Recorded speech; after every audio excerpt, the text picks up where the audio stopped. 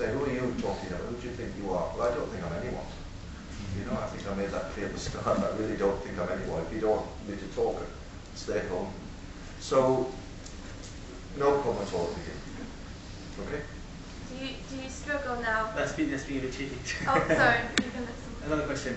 We'll go to somebody else if there's another one otherwise. Is there anybody else for a question? Yeah, go for it. Forgive me if I'm naive, but how's your opinion changed of the Bible since your conversion? How has it changed? It's changed totally. This is another long answer.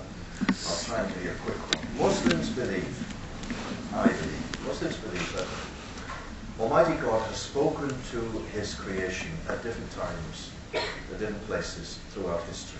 Okay?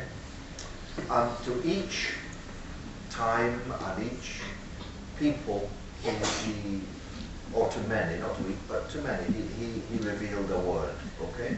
So He spoke to the Jews at that time through Moses. He spoke to the people of Israel through Jesus. He spoke through Abraham, and He spoke through David, and so on. Okay? Now, because those messages, this is the Muslim teaching, which I now have taken on, because those messages were for a particular people at a particular time, that's what they were intended for, they have not been preserved by Almighty God, because they were never intended to be for all time. But the final revelation that was to encompass all of the teaching and was to correct mistakes and put a final seal on all that prophethood that had gone before was the Quran. And the Quran was intended for all people and for all time. So that's one. That's one reason why Muslims believe that previous books, some people use the word corrupted. I think that's a horrible word. It sounds very negative and offensive. But that's why Islam teaches that previous messages haven't been preserved in their fullness because they were never intended to be. Okay? Even though the message is one right from the start. We believe that Adam was teaching about God being one and worshipping Him as one right from the start.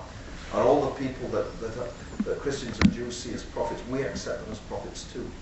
So that would be one reason. And then another one would be that translating, you know, the Quran, you could look at copies of the Quran from anywhere in the world, from any century.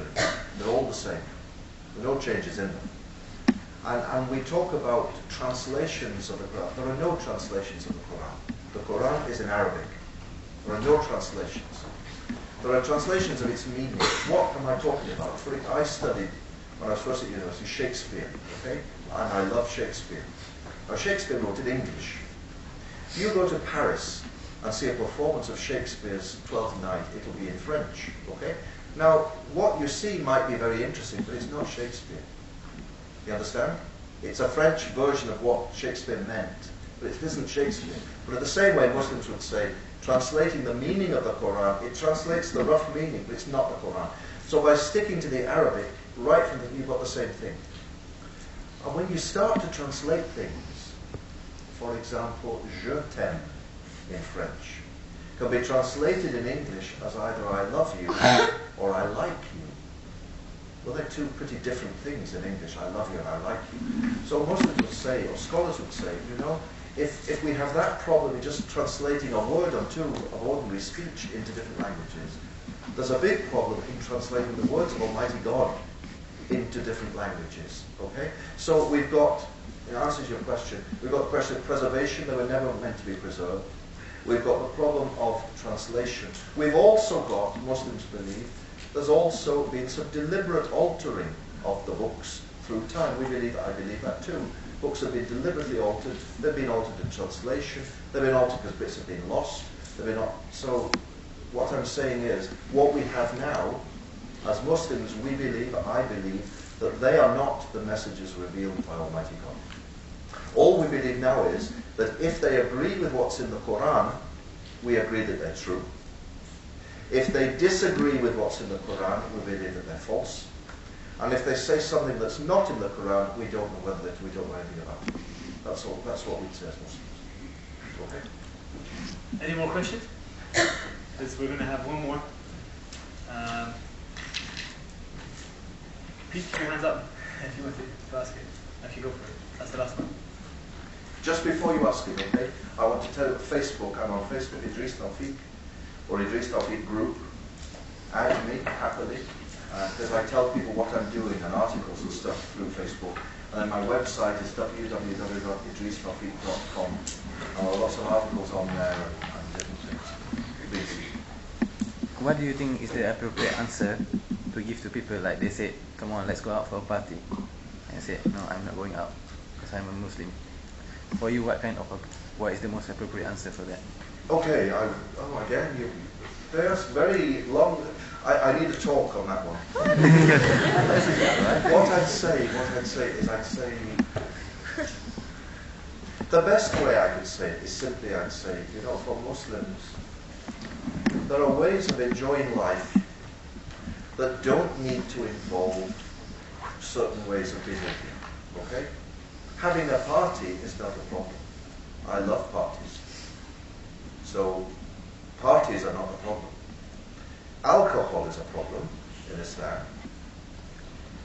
What would I say, for example, what would I say to a boy of 18 who says, why can't I drink alcohol? He wants a quick answer. My quick answer would be to say to him, because Almighty God created everything, including you and me, and He knows what's best for us. And He tells us in the Quran that this is harmful for you. That would be my main answer. He tells us it's harmful for you to take anything that clouds your judgment. And we've only to see the result. It's a fact. I mean, it does cloud you. You get up to all kinds of things, And even if it starts with just a glass of wine, that clouds your judgment. You can crash the car with a glass of red wine. So the answer with partying is not the problem. I'm all for fun. I have a friend, and on Facebook, Bilal. Do you know Bilal Hassan in Nottingham? He has on his Facebook thing, he says, political views. He says, I am a Muslim fundamentalist with the emphasis on fun. I think fun is very important, and we've lost the sense of fun.